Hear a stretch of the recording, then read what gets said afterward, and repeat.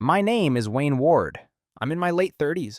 I live a fairly ordinary life on paper. Steady career, long marriage, familiar routines. I've always been the kind of man people describe as reliable. The one who listens more than he talks. The one you don't worry about because he never seems rattled.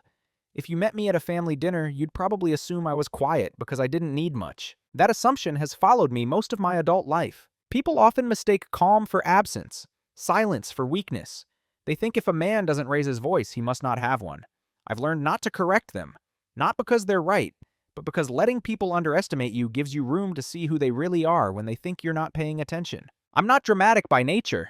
I don't believe in public scenes or emotional displays designed to win sympathy. What I believe in is clarity, patience, and telling the truth without decorating it to make anyone look better or worse than they are. This story isn't about a sudden betrayal or a shocking revelation uncovered in the dead of night. There were no screaming arguments, no slammed doors, no explosive confession. In fact, that's part of what makes it harder to explain, and harder to forget. My sister announced my divorce at a family dinner. Not to me, not with me, but about me. I didn't hear it directly. I learned the news about my own marriage from my aunt's reaction, the way her fork froze halfway to her mouth, the sharp intake of breath she tried and failed to hide, the uncomfortable silence that spread across the table like a spill no one wanted to clean up. That moment didn't feel like anger, or even shock. It felt like something colder, like realization settling in all at once, the kind that doesn't scream, it just clicks. What you're about to hear is the emotional journey that followed that night. Not just what happened, but how it happened quietly, gradually, in plain sight. It's a story about being assigned a role you never agreed to play, about how respect can erode without a single argument, about how silence, when chosen deliberately, can become something very different from weakness. I'm not telling this to villainize my family, or my sister, or even my wife. I don't believe in cartoon villains or neat moral binaries. People do what makes sense to them in the moment, especially when they assume someone else will absorb the consequences. I'm telling this because there are men and women who will recognize this pattern immediately. Who knows what it's like to be useful but invisible, present but not consulted, included only after decisions are already made. This is a story about quiet dominance, but not in the way social media likes to frame it. No humiliation, no revenge, just the slow reclaiming of agency when you finally stop explaining yourself to people who stopped listening a long time ago. So before we go any further, let me ask you something gently and honestly. Have you ever realized that people were making life-changing decisions about you without ever thinking to ask? To understand what happened later, you have to understand who I was to everyone before it happened. To my family, I was the reliable one, not the exciting one, not the emotional one, just reliable. The brother who didn't cause problems, the son who never needed checking in on, the man who showed up on time, helped clear the table, and didn't argue about politics or old grievances. That reputation did not come from nowhere. I earned it over years of choosing restraint. When my sister interrupted me, I stopped mid-sentence.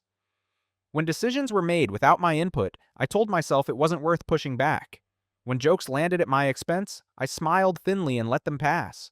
Everyone seemed so comfortable with that version of me that questioning it felt almost rude. At family dinners, I usually sat slightly off-center, close enough to be included, far enough to be forgettable. Conversations flowed around me, not through me. People rarely asked what I thought, but they often assumed they already knew. Wayne's fine with it. Wayne doesn't mind. Wayne's easy. Easy is a strange word. It sounds like praise, but it often means expendable. My sister, in particular, had a way of speaking with certainty about things that weren't hers to define. She was decisive, confident, expressive, the opposite of how people described me. In group settings, her voice naturally carried more weight. When she spoke, people leaned in. When I spoke, they waited to see if someone more interesting would interrupt. I didn't resent her for that, not at first. I told myself families balance out that way. Someone fills the space, someone else keeps things steady. I thought my role was to be the anchor. With my wife, that dynamic followed me home. She often described me to others as low maintenance. Said it fondly, usually. At least I think she meant it that way. I didn't demand much. I didn't complain. I handled logistics quietly. Bills, schedules, repairs, without announcing it. I believed that love was something you demonstrated, not something you negotiated loudly. Over time, though, I started noticing how that translated when other people were around. Plans would be discussed in front of me, not with me. Assumptions made about my availability, my preferences, my limits. If I didn't object immediately, the decision was treated as unanimous. My silence was mistaken for consent. The truth was simpler. I didn't yet see the pattern clearly enough to name it. I wasn't invisible because I lacked presence. I was invisible because I was predictable. I absorbed inconvenience without complaint. I smoothed over attention so others wouldn't feel uncomfortable. And in doing that, I trained everyone, slowly, unintentionally, that my inner world didn't require consultation. What's dangerous about that kind of role is how normal it feels while it's forming. There was no single moment where I thought, they don't respect me. It was more like a gradual dimming, a sense that my presence was useful, but my perspective was optional. As long as I remained calm and capable, no one felt obligated to check whether I was still being considered. I wasn't unhappy yet. That's important to say. I wasn't angry. I still believed that if something truly important came up, I'd be included. That the people closest to me wouldn't cross certain lines without at least making eye contact first. I didn't know then how quietly those lines had already moved. At that stage, I still thought being dependable was enough. That consistency would eventually earn consideration. That respect accumulated the way interest does, slowly, automatically, without needing reminders. I was wrong about that, but at the time I didn't know it yet. All I knew was who I was to them. The man who didn't complicate things. The man who didn't need to be asked. The man who would understand. And understanding, I would later learn, is often what people rely on when they're about to do something they don't want to explain. The first small cut didn't look like a wound. That's the thing about it. If it had been obvious, I might have reacted differently. If someone had raised their voice, dismissed me openly, or said something cruel enough to echo in the room, I would have noticed immediately. I would have marked it as a moment that mattered. Instead, it arrived quietly, almost politely. It happened over something trivial. Plans for a holiday dinner a few months before everything unraveled. My wife and I were visiting my parents, and the conversation drifted, as it always did, towards schedules and logistics. Who would host? What time would you arrive? Who was bringing what? At some point, my sister said, "So we'll just assume Wayne and Claire are coming early to help set up." She didn't look at me when she said it. She didn't phrase it as a question. It was delivered the way you state a fact that's already been settled. There was a pause, just a beat too long. I remember opening my mouth to respond, not because I objected, but because I realized I'd been volunteered without being consulted. Before I could speak, my wife nodded and said, "Yeah, that's fine." That was it. Decision made. No one noticed the way my sentence never made it into the room. I told myself it was nothing. Helping early was normal for us. We were usually the first to arrive anyway. It didn't inconvenience me. I didn't have other plans. I reminded myself that being flexible was part of being an adult, part of being a family. Still, something about it lingered. It wasn't the request, it was the assumption. I started noticing how often that pattern repeated in smaller ways. Conversations where plans were confirmed before I'd weighed in. Jokes were made about my preferences instead of questions being asked. Statements that began with, "Wayne doesn't care," were delivered casually, almost affectionately. Each time I made the same calculation. Is this worth interrupting the flow? Is this the hill I want to stand on? Am I just being sensitive? Most of the time I chose silence, not because I agreed, but because disagreeing felt disproportionate. I didn't want to be the man who made things awkward over details everyone else seemed comfortable glossing over. The thing is, silence doesn't erase moments. It stores them. I began to realize that everyone else moved on quickly, while I carried these exchanges with me longer than I expected, not as grudges, more like notes scribbled in the margin of my awareness. There was another moment, even smaller. My wife and sister were talking about a future trip, something hypothetical, maybe a year away. I was in the room, folding laundry, half listening. At some point, my sister said, "Well, if Wayne's not comfortable with that, you can always go without him." It was said lightly, almost joking. My wife laughed. "He'll be fine." I remember looking up then, not sharply, just enough to register that they were discussing my boundaries as if they were predictable obstacles, not something worth clarifying. Again, I said nothing. I told myself they knew me well, that they were probably right. I would be fine. I usually was. But there was a subtle shift happening beneath that logic. Each time someone spoke for me and I allowed it, my absence from my own narrative became easier for them to justify. What struck me later was how no one seemed malicious. No one was trying to hurt me. That almost made it worse, because it meant this wasn't conflict. It was normalization. Disrespect doesn't always arrive wearing hostility. Sometimes it comes dressed as familiarity, as efficiency, as "we know you." And once people believe they know you well enough to speak on your behalf, they stop checking whether you're still standing where they left you. At the time, I didn't frame it that way. I still believed these were isolated moments, minor misalignments. Social shortcuts were taken by people who trusted my flexibility. I hadn't yet accepted the truth that would become impossible to ignore later. The first small cut is never meant to hurt. It's meant to see if you'll notice. I noticed. I just didn't act on it yet. Once something happens twice, your mind starts looking for a rule. That's how humans work. We search for patterns so we can predict outcomes, reduce friction, and keep things smooth. When the small cuts repeated, I didn't label them as disrespect. I labeled them as how things are. And once something becomes how things are, it stops triggering alarm bells. It starts triggering rationalizations. I told myself I was being mature, that I didn't need to assert myself over every assumption. People who constantly corrected others looked insecure. I didn't want to be that man, the one who turned every conversation into a negotiation about his feelings. So I adapted. When plans were made without asking me, I adjusted my schedule. When jokes framed me as passive or endlessly accommodating, I smiled and leaned into it just enough to keep things light. When my sister spoke with authority about my life in front of extended family, I reminded myself that she'd always been that way. Confident, directive, unafraid of occupying space. That's just her personality, I thought. This isn't personal. The danger in that thinking is how quietly it trains everyone else. Once people see that you won't push back, they stop bracing for resistance. They speak more freely. They decide more boldly, not out of cruelty, but out of comfort. And comfort, when it goes unchecked, tends to expand. I noticed it during conversations I wasn't even part of. I'd walk into a room and hear the tail end of a discussion about plans involving me, where we'd go for the holidays, how long we'd stay, and whether I'd take time off work.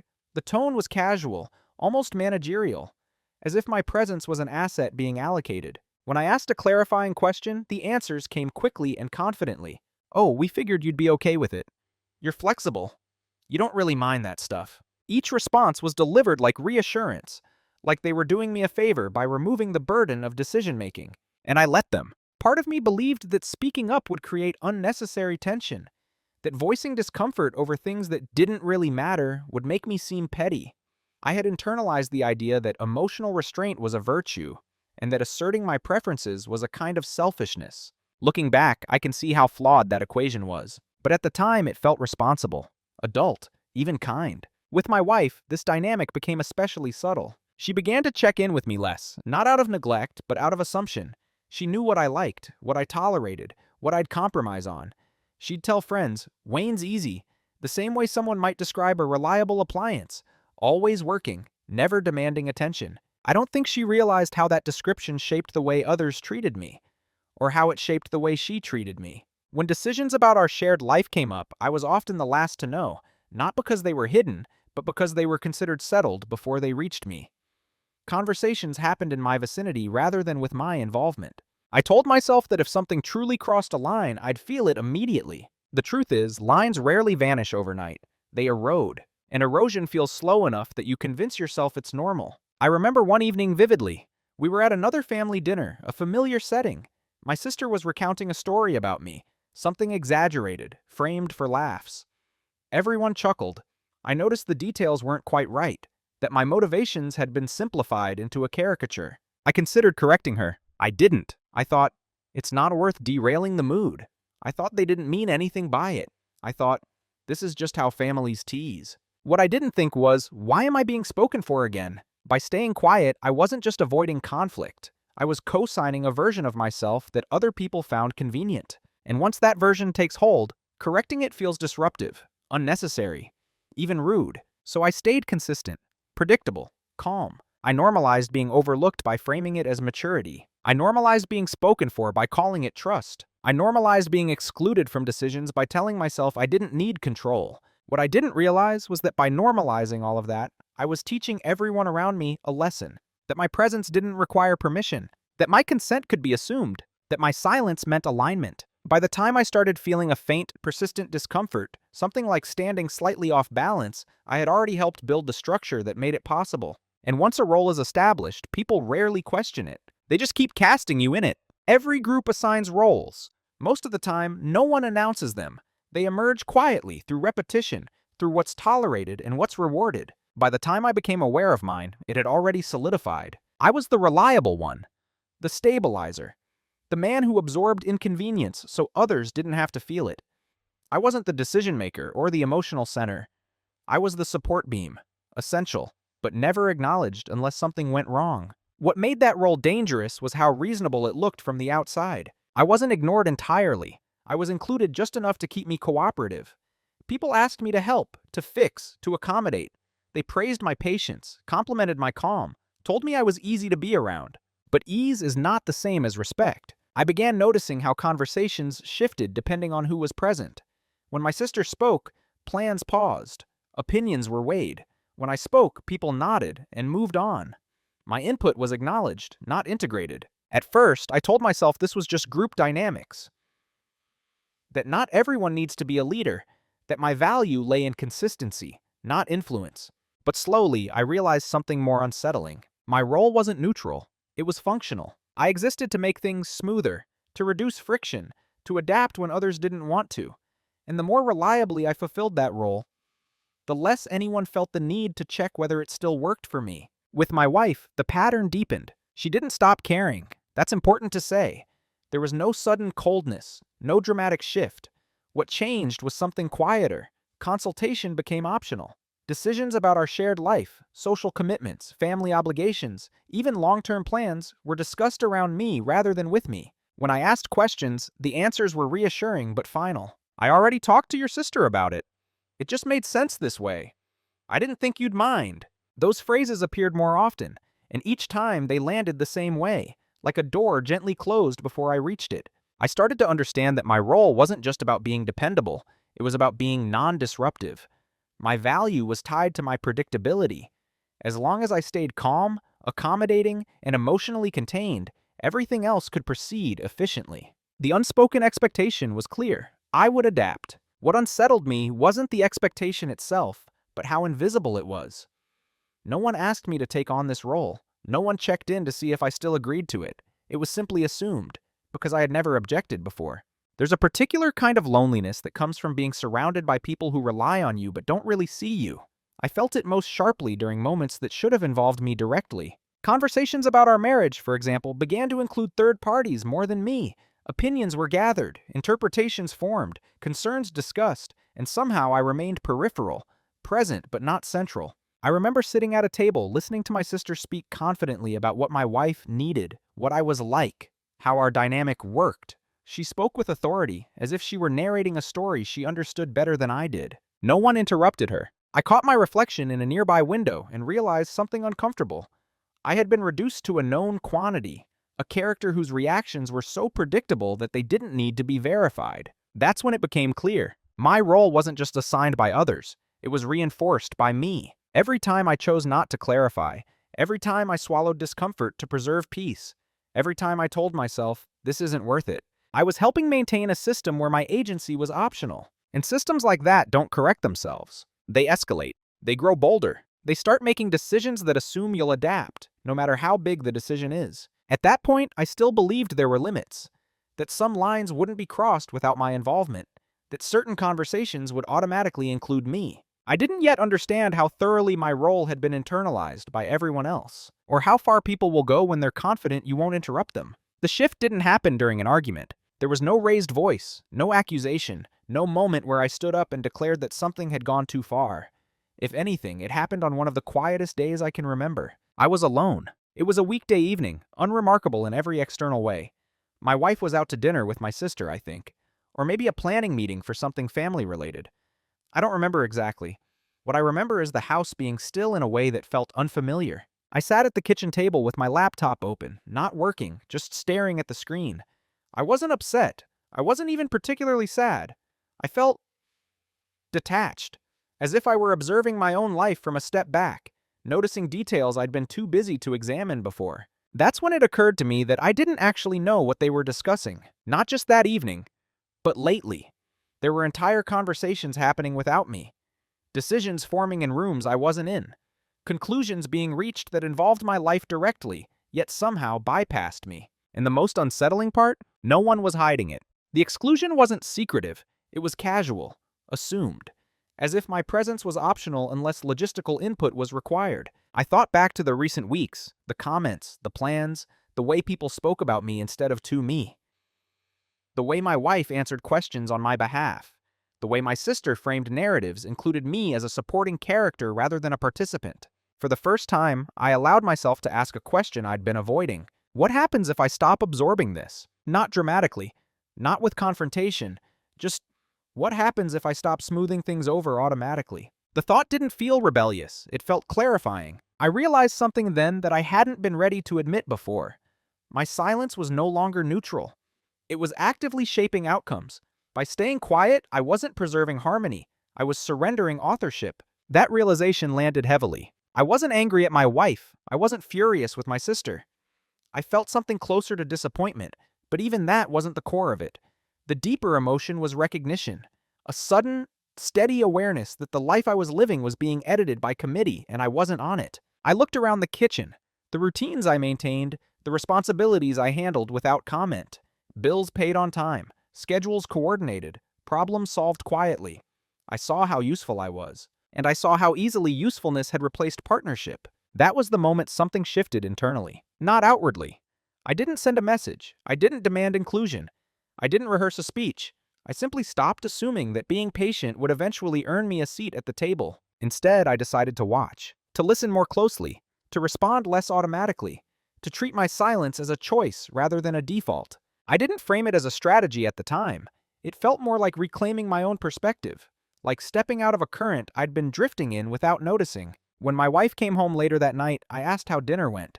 She summarized it quickly, lightly, mentioned decisions as if they were already settled. I nodded. She didn't notice anything different. Why would she? I hadn't changed my tone. I hadn't challenged her. I hadn't withdrawn. But internally, a line had been drawn. From that point on, I was no longer unaware. And awareness, once it arrives, doesn't leave quietly. It waits. It watches. And it changes how you move, long before anyone else realizes you've stopped moving the way you used to. Once I stopped thinking of my silence as politeness, it took on a different weight. Before, I stayed quiet because I didn't want to cause friction. Now, I stayed quiet because I wanted to see what would happen next.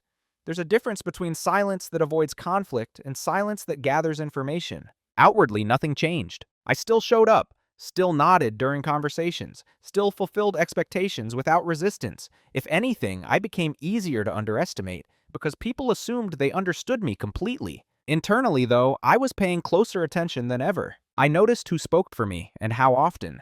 I noticed which decisions were presented as fates accompli rather than discussions. I noticed how frequently my wife referenced conversations I hadn't been part of, and how confidently she assumed I'd adapt. No one questioned my quiet. They never had. That was the mistake. Silence, when chosen deliberately, creates space. And in that space, people reveal their assumptions. They stop filtering. They stop checking. They speak freely, believing there's no resistance to account for. My sister, in particular, grew bolder. She began making statements about my life in broader strokes, how I handled stress, what I wanted long-term, what kind of man I was. These weren't insults. They were narratives, delivered with confidence, accepted without scrutiny. And each time I said nothing, I could see how my wife leaned on those narratives, how they simplified things for her, how they removed the inconvenience of uncertainty.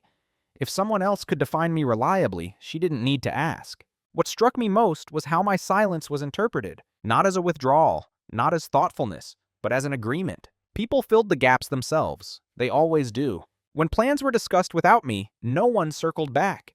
When conclusions were reached, no one sought confirmation. My absence from the decision-making process became self-justifying. Wayne would have spoken up if it mattered. That assumption became the foundation for everything that followed. I began documenting, not obsessively, but methodically, noting dates, remembering phrasing, observing who spoke to whom and when. It wasn't about collecting ammunition. It was about grounding myself in reality, so I wouldn't second-guess my own perceptions later. Because that's another cost of prolonged silence. You start doubting your own experience. I wasn't bitter. I wasn't plotting. I was becoming clear. There were moments when I could have intervened easily. Small corrections, gentle clarifications. I chose not to. Not because I was afraid, but because I wanted to see the full shape of the pattern before responding to it. And the pattern became undeniable. My wife stopped asking me what I thought about major topics.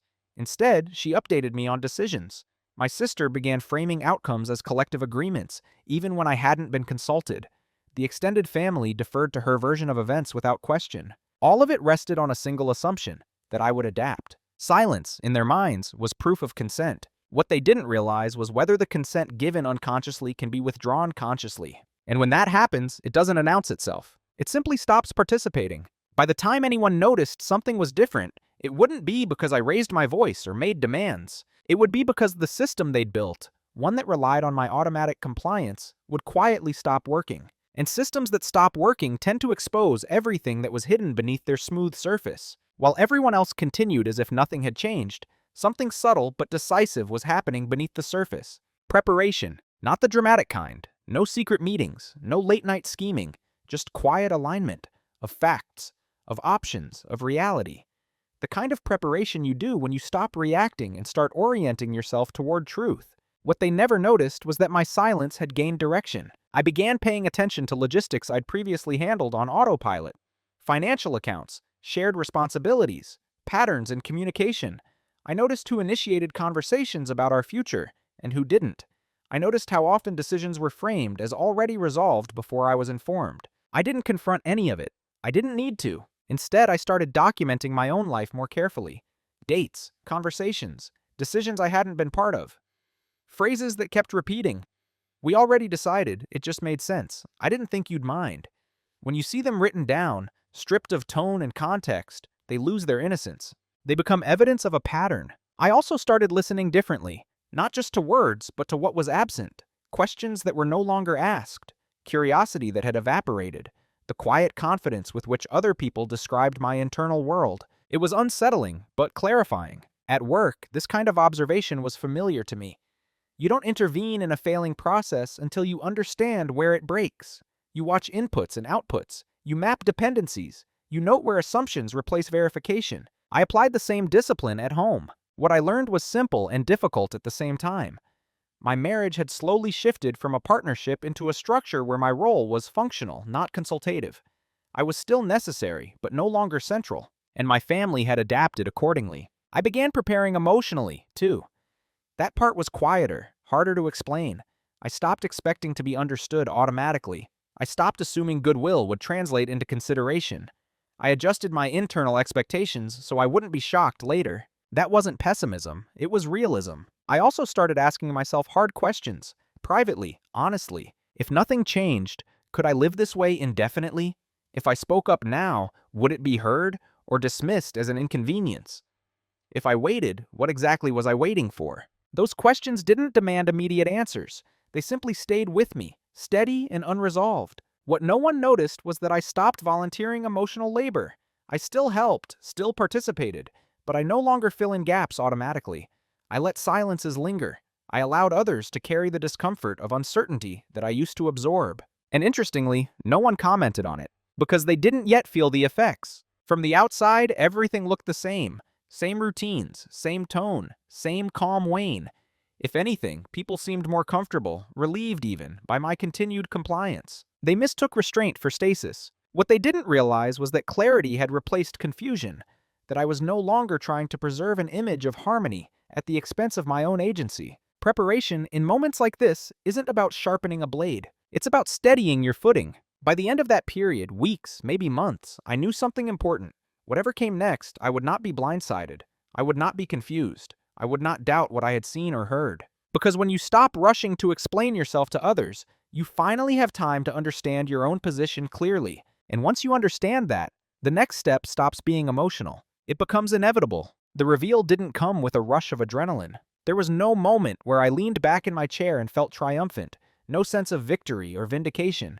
When it finally arrived, it felt almost anticlimactic, like confirming something I already suspected, but hadn't yet allowed myself to say out loud. It happened accidentally. I was going through shared documents one evening looking for something unrelated, an old warranty, I think. Our digital folders were a mess, years of half-organized files piled on top of each other. I wasn't snooping. I wasn't searching for proof of anything. I was just sorting. That's when I noticed a document I didn't recognize. It wasn't hidden. It wasn't locked. It was labeled neutrally enough that it hadn't caught my attention before. When I opened it, I felt that subtle internal stillness, the one that arrives when your body understands something before your mind has fully processed it. It was a written outline, notes, bullet points, conversations summarized, concerns framed, options listed, and my name appeared throughout it, not as a speaker, but as a subject. What struck me first wasn't the content. It was the tone. Decisions were being discussed as if I were an external variable, someone to be managed, accounted for, adjusted around. There was language about timing, about family reactions, about how certain things would land with me. No malice, no cruelty, just distance. I read it slowly, carefully, more than once. This wasn't a plan formed in a moment of anger. It was deliberate, considered, discussed. And it had been happening without me, not because I was unavailable, but because my involvement was deemed unnecessary. That was the reveal. Not betrayal in the cinematic sense, but exclusion in its most complete form. I sat there for a long time afterward, not moving, not spiraling, just absorbing the clarity of it. The pattern I'd been observing wasn't accidental. It had crossed into something structural. I finally understood why people had been so comfortable speaking for me. They had rehearsed it. The document wasn't proof in a legal sense. It wasn't something I planned to confront anyone with. What it gave me was something more valuable: certainty. I wasn't imagining the shift. I wasn't overreacting. I wasn't being sensitive. I had been removed from authorship over my own life, gradually, politely, and with the assumption that I would adapt. There was no urge to confront my wife immediately, no impulse to call my sister. I didn't feel anger rising. I felt resolved. That night, I closed the document and put everything back the way I found it. I didn't save a copy. I didn't need to. Once you've seen the structure, you don't need the blueprint anymore. The clarity changed how I breathed, how I slept, how I listened afterward. It stripped away the last traces of doubt that had kept me passive. The reveal wasn't about leverage over them. It was leverage over myself. Because once you understand that decisions are being made without you, not because you're incapable, but because you're convenient, you stop waiting to be invited back in. You start choosing where and how you will stand. And that understanding leads to only one real question. What do you do when you finally know you've already been written out of the story? Clarity has a strange effect. Once you have it, you can't go back to the comfort of ambiguity. You can't unknow what you now understand. But clarity doesn't tell you what to do. It only removes the excuses for not choosing. I spent several days at that point doing very little on the outside. I went to work. I came home. I responded the way I always had.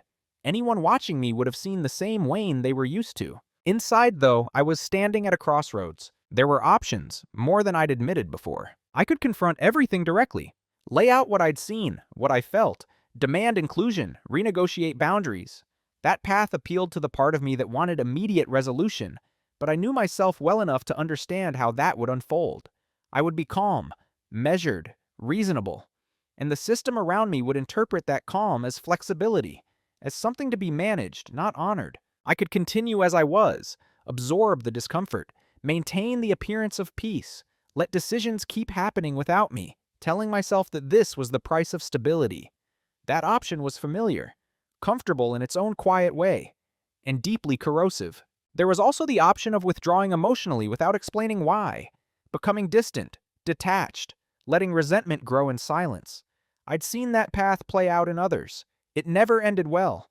It turned clarity into bitterness, and I refused to become that man. Then there was the fourth option, the one that felt heavy but clean, to accept, fully and without drama, that the role I'd been assigned would not change because it worked too well for everyone else.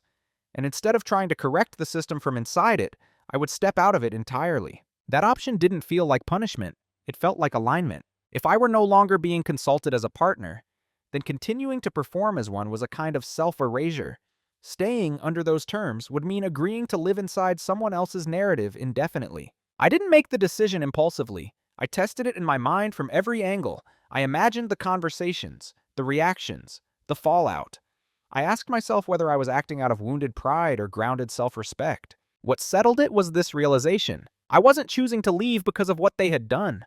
I was choosing to leave because of what they had already decided, without me. The marriage I thought I was preserving no longer existed in the form I recognized.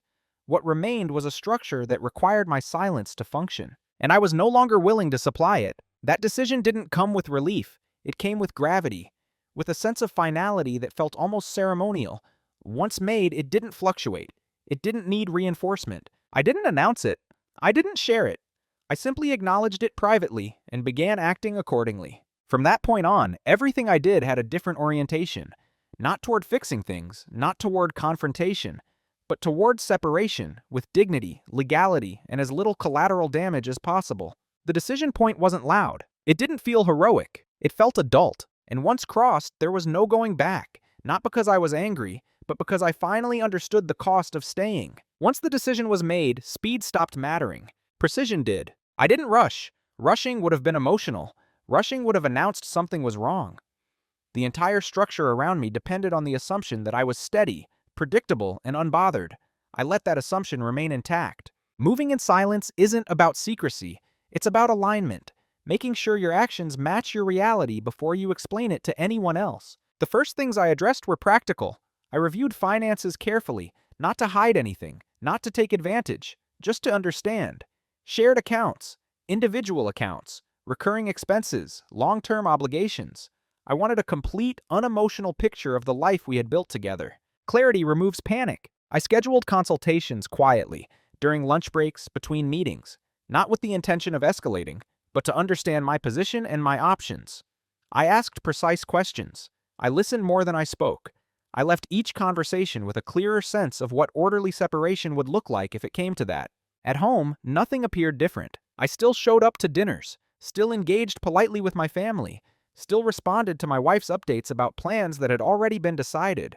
My calm, at that point, worked in my favor.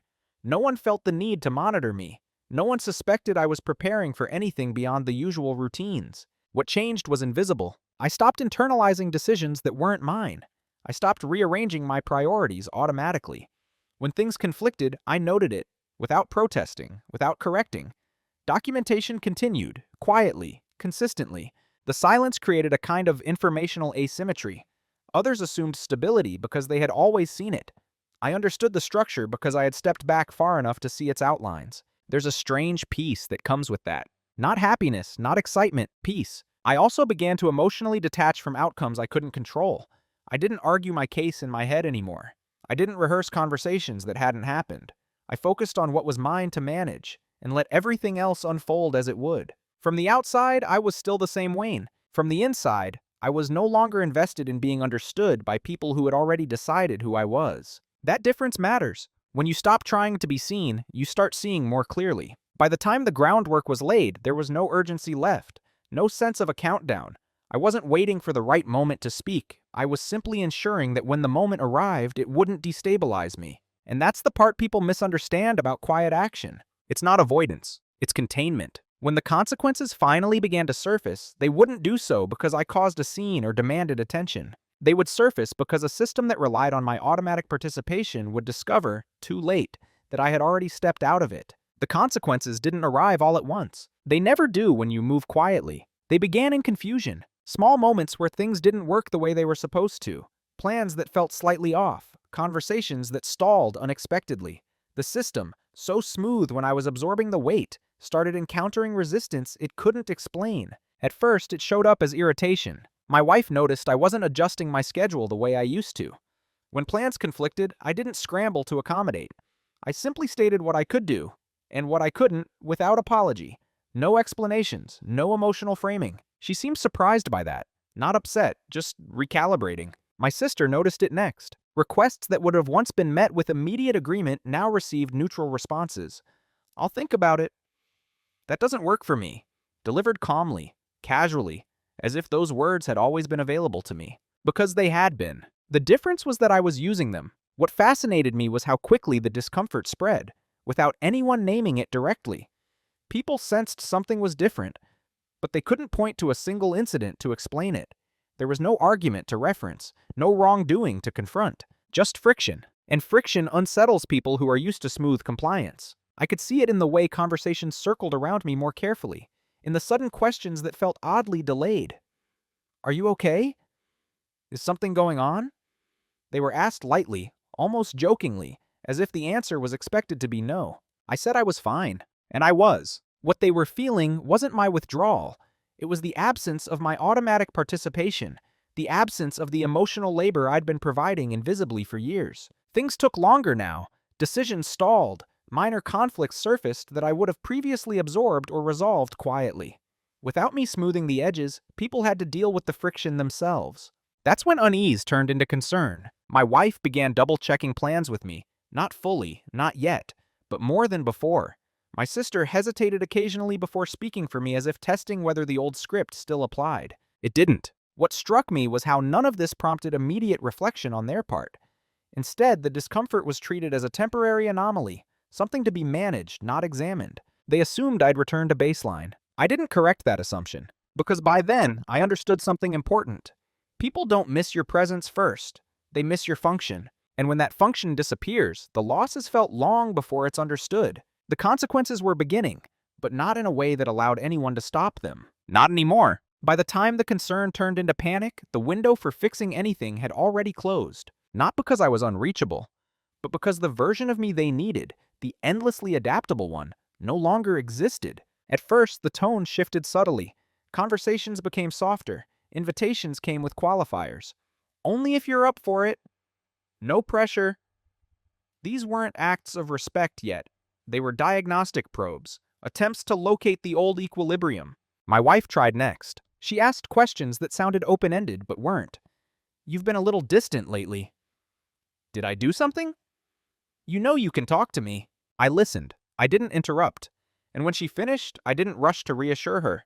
That pause unsettled her more than any accusation would have, because reassurance had been my reflex for years, and without it, she was forced to sit with uncertainty, the same uncertainty I had been carrying alone for a long time. I told her I was thinking, that I needed space to be precise, that I didn't want to speak until I understood what I was actually feeling.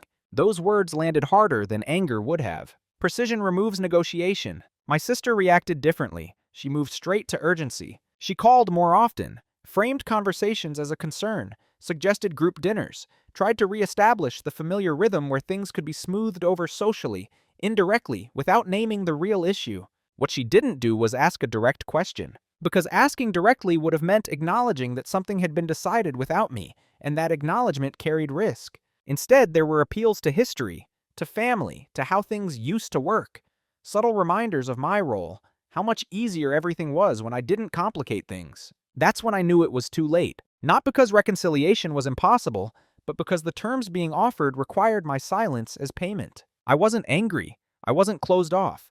I was simply no longer willing to pretend that understanding was the same as consent. The irony was hard to miss. Only after decisions had been made without me did people begin asking how I felt. Only after the system began failing did they wonder why. And by then, any attempt to fix things felt like maintenance, not change. They wanted the stability back. I wanted agency. Those are not the same goal. The panic peaked quietly. No shouting, no ultimatums. Just a growing realization that something fundamental had shifted, and that it hadn't shifted suddenly. It had shifted because I stopped compensating. By the time they sensed the gravity of it, I had already moved past the stage where reassurance could reverse anything.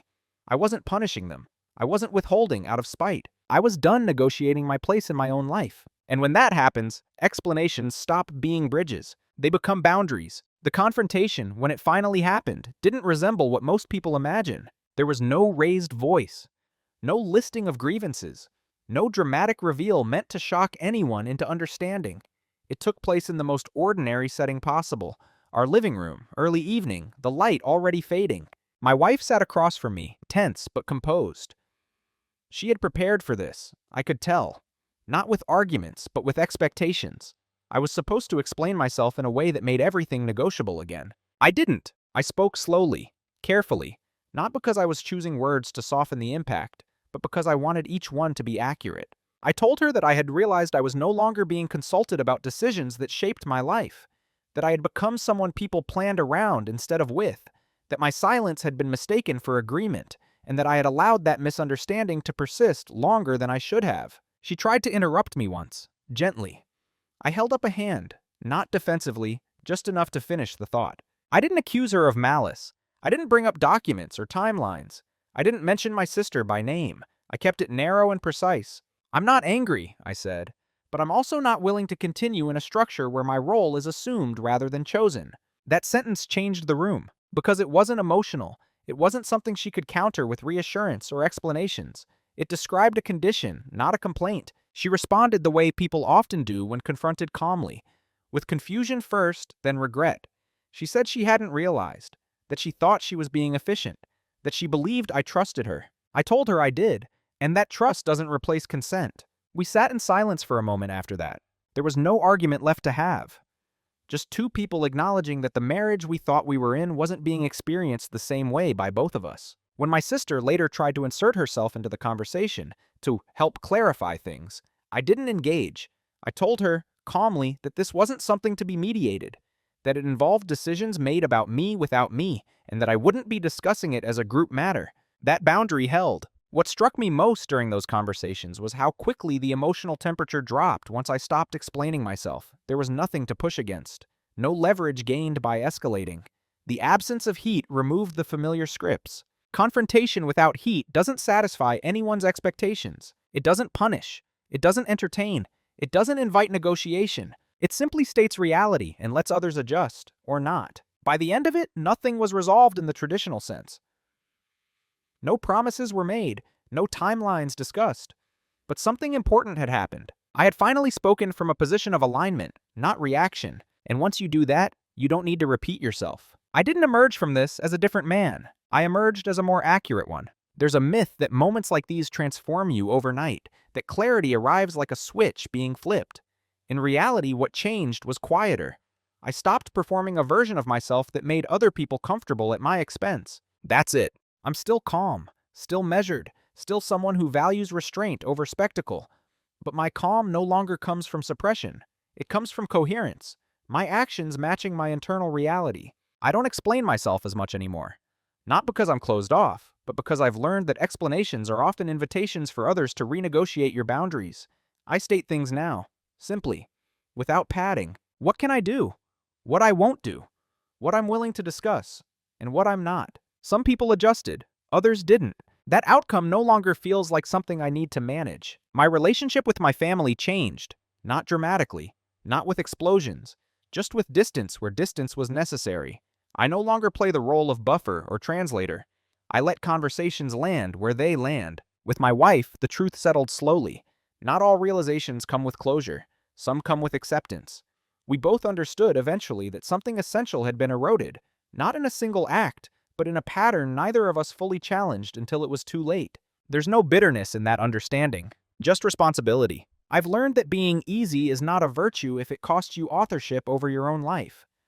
That reliability without reciprocity turns into invisibility, and that silence, when unexamined, can slowly hand your agency to people who never asked for it, but will gladly accept it. What defines me now isn't dominance in the loud sense. It's precision, selectivity, the willingness to let things fall apart if they require my disappearance to stay intact. I still believe in partnership, in the family, in loyalty, but I no longer confuse endurance with integrity. The man I am now doesn't wait to be invited into conversations that concern him. He assumes his presence matters and acts accordingly. And if that assumption isn't shared, he notices, and he moves, quietly. There's a temptation, at the end of a story like this, to look for villains, to assign blame cleanly, to decide who was right and who was wrong, and to walk away with a sense of moral victory. I don't think real life works that way, at least not the kind of life that unfolds quietly, without obvious betrayals or dramatic explosions. What happened to me didn't happen because someone woke up and decided to be cruel. It happened because patterns went unchallenged long enough to become structure, because silence was mistaken for consent, because reliability was mistaken for agreement, because being understanding became a convenient substitute for being included. The hardest truth I had to face wasn't about my wife or my sister. It was about me. I taught people how to treat me by what I tolerated. I allowed my role to be defined by convenience rather than mutual respect. I waited too long to insist on authorship over my own life, believing that patience would eventually be rewarded. It wasn't. What I've learned since is something I wish more people talked about. Dignity doesn't announce itself. It doesn't argue. It doesn't threaten. It simply withdraws from arrangements that require self-erasure to survive. Quiet dominance isn't about control over others. It's about control over what you agree to carry. When you stop absorbing what isn't yours, the world around you doesn't always react with understanding. Sometimes it reacts with confusion, sometimes with regret, sometimes with silence. But none of those reactions are reasons to abandon clarity. If there's a moral here, it's not speak up louder. It's notice sooner. Notice when decisions start being made without you. Notice when your calm is being used as cover. Notice when your silence becomes a prerequisite for everyone else's comfort. Because the earlier you notice, the more options you have. And if you're listening to this and recognizing pieces of your own life in it, if you've ever been the dependable one, the flexible one, the one everyone assumes will be fine, then I want to ask you something, not rhetorically, but honestly. At what point does being understanding turn into disappearing? I'd be genuinely interested to hear your thoughts in the comments.